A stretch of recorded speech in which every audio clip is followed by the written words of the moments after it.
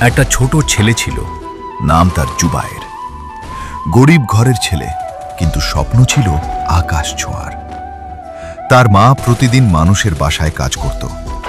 পুরনো একটা শাড়ি, ওটাই ছিল তার সবচেয়ে ভালো কাপড়। একদিন স্কুলের শিক্ষক বলল, আগামীকাল সবাই নতুন জামা পরে আসবে। সবাই খুশি, কিন্তু জুবায়ের চুপ। রাতে মা জিজ্ঞেস করল, কিরে চুপ কেন? জুবায়ের কিছু বলল না, শুধু বলল, কিছু না মা।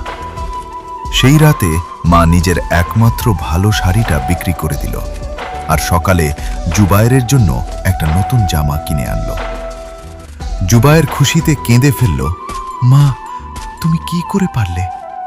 মা হেসে বলল, তোর হাসি আমার সব সুখ। তোমার মা বেঁচে থাকলে লাইক করো, আর মা বাবা দুজনেই বেঁচে থাকলে লাইক, কমেন্ট এবং সাবস্ক্রাইব করো।